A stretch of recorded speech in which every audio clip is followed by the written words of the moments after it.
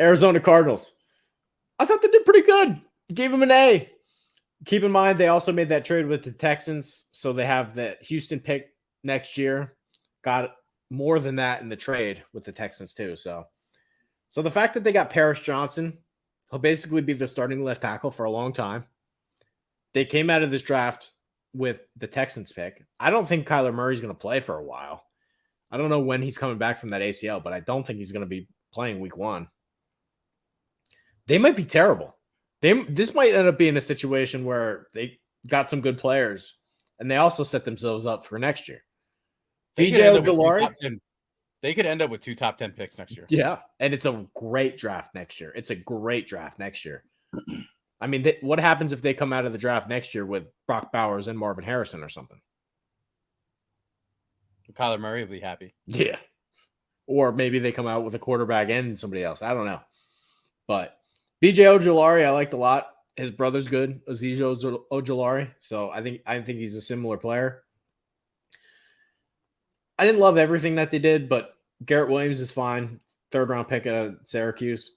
Mike Wilson had a great Senior Bowl. I'm not sure how good he is, but he's another weapon. John Gaines, a guard, UCLA, should help him. Owen Papo, he ran like a 4.3 something linebacker. So we'll see out of him. And Dante Stills is going to be a player that helps them too. So, and I think the best part of the draft, here's the Cardinals 2024 picks. They got their own. Houston's first, 2nd rounder, 3rd rounder, Texans 3rd rounder, Titans 3rd rounder. They traded down a lot.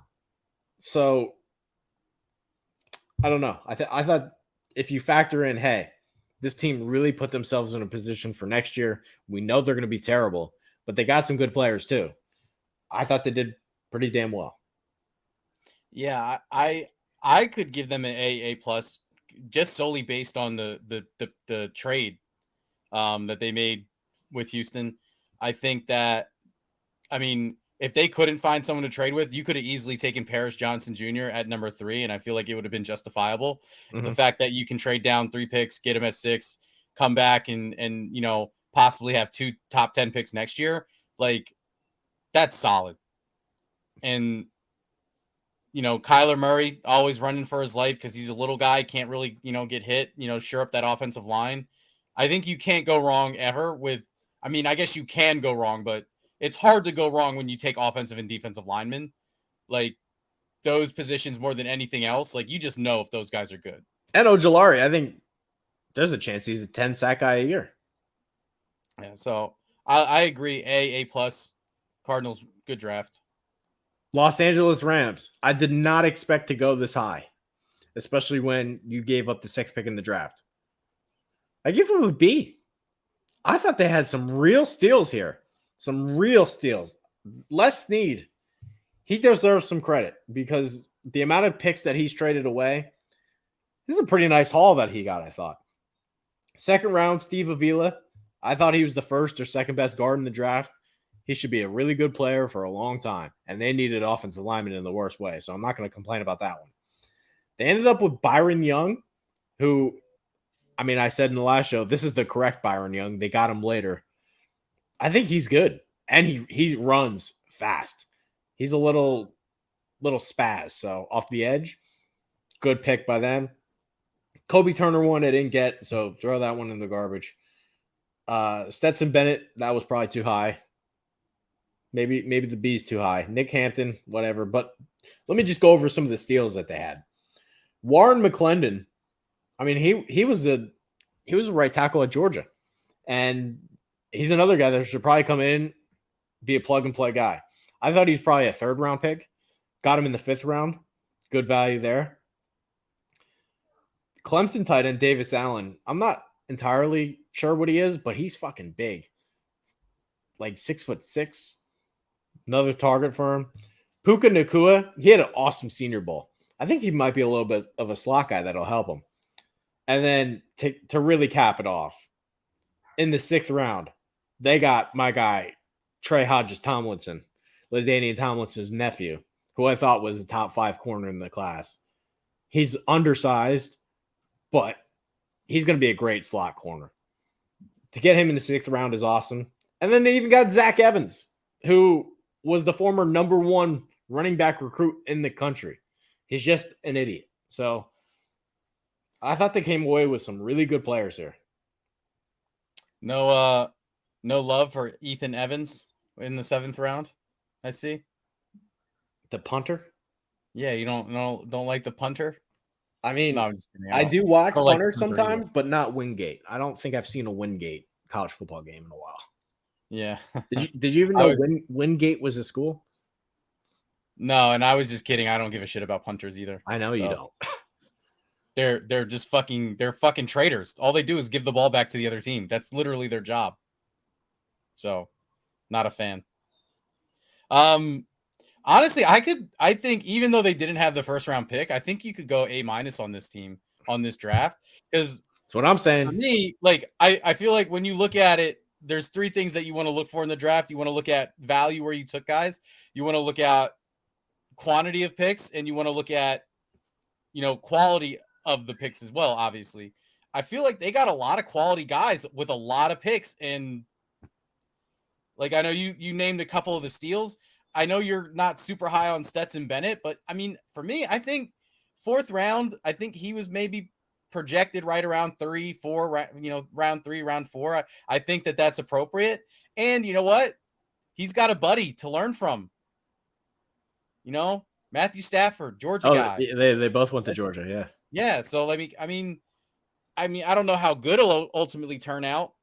Like, he never really knocked my socks off at Georgia, but at the same time, championship guy. He's learning from his buddy. I don't know. I feel I could go A- on this draft. Fair. San Francisco 49ers. I think you'll agree with me on this one too. I gave them an F. And the biggest reason for me off the jump, and I'm going to sound like you here, anytime you take Jake Moody, a kicker, with the 99th pick in the draft, when Keely Ringo was just sitting there, and they passed on him 3 times. One of the picks was a kicker. What the fuck are you doing? And then I like J.R. Brown. And then they take a cornerback in the 5th round. They traded up for Jair Brown in a draft where they didn't really have a lot of equity to trade up. They took a kicker in the 99th pick. And this Cameron Latu, how many fucking tight ends do they take every year? They try to define this backup tight end every year, and that's all he's going to be. And it's not like Kittle gets hurt either. Every year By they take a fucking tight end. I don't know if you're looking, but they took 2 tight ends in this draft too, by the way. So yeah, that's right. I don't know if somebody wants to look this up. Over the last 5 years, I'd love to know how many tight ends they've taken in the draft that turned it to be complete and utter dog shit. I think Latu's fine, but how many fucking tight ends do they take every year, and they don't help them, and they end up cutting them? Just idiotic.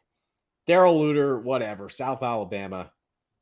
The only 2 picks that I thought were good, Robert Beal, 5th round, D. Winters, 6th round. 2 guys on that defense that'll help them. Other than that, what the fuck? What the fuck was this? This draft blew my mind that you're going to take a kicker in the 3rd round. Absolutely. What the automatic fuck? F. If you take a kicker any higher than the last pick in the 5th round, as a GM, you should automatically be fired.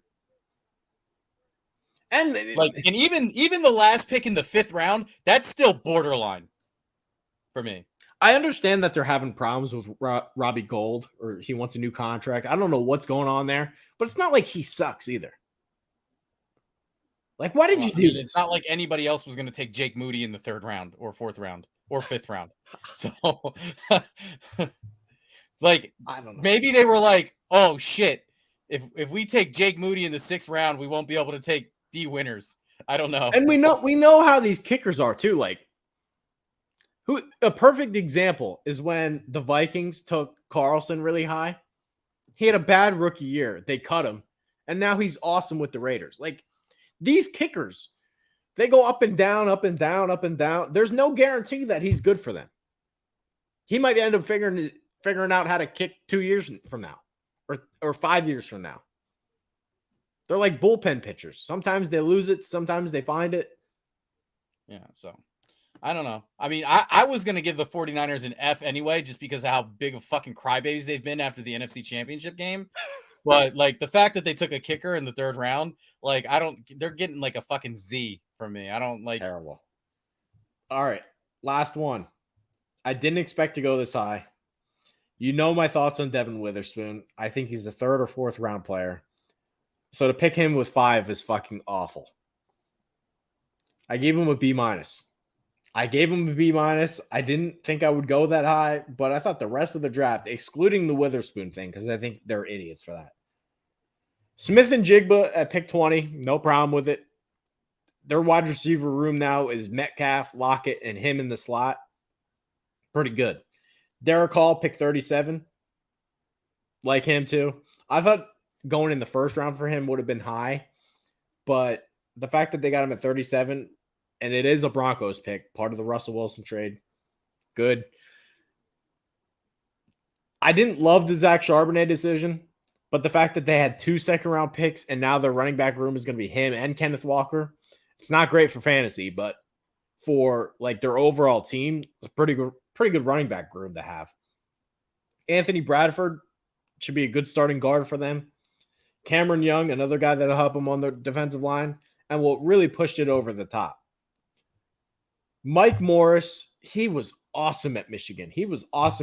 And he didn't test really great at the combine, but he's a good football player. My number 1 center in the class was Ola Timmy. They got him.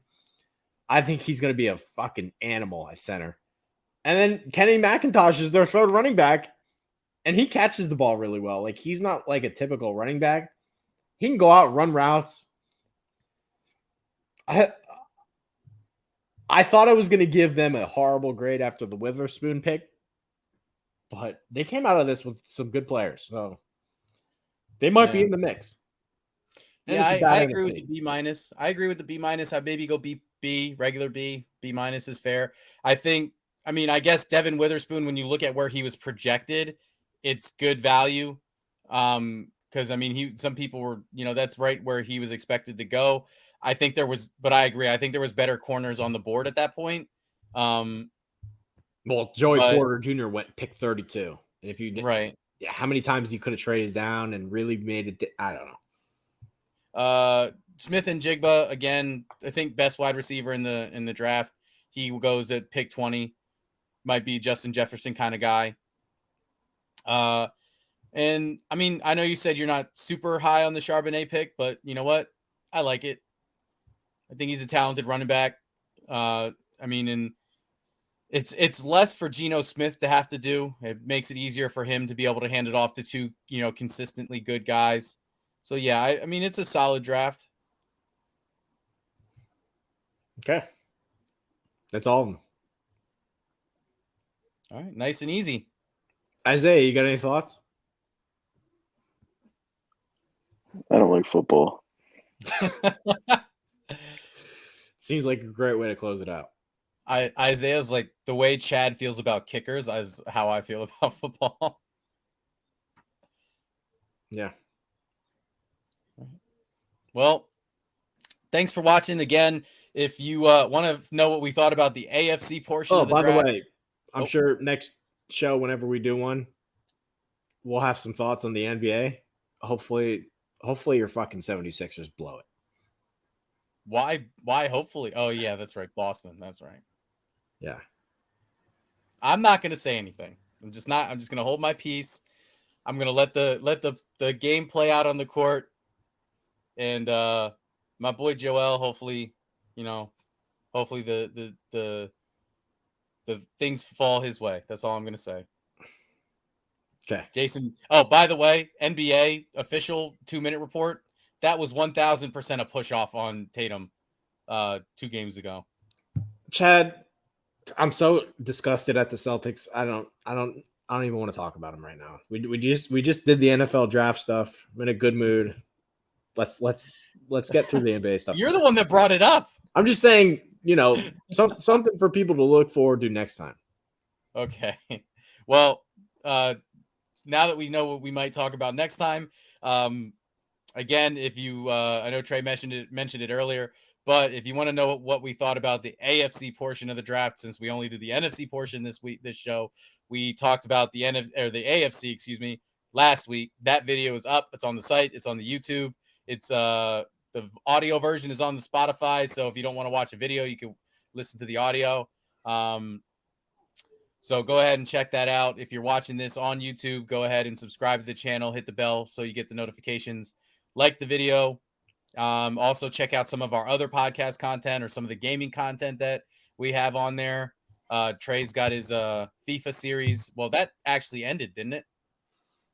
Oh, he's still in the middle of the FIFA series. I need a new video editor for it. I'll just say that. Oh, okay.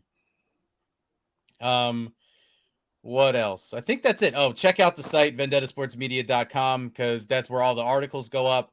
Also, follow us on Facebook, like us on Facebook, follow us on Twitter. Also, check us out on Instagram. That way you can see those links to all those articles. Vendetta VSM for the Twitter. Don't know what the Instagram is because I hardly pay attention to Instagram, except for anime recommendations. And if you want to follow Trey on Twitter, it's at Trey Daubert. Follow me at Lilfooted, LILFOOTED. You can see Trey Daubert spelled right there on your screen. Thanks for watching, and we'll see you next week.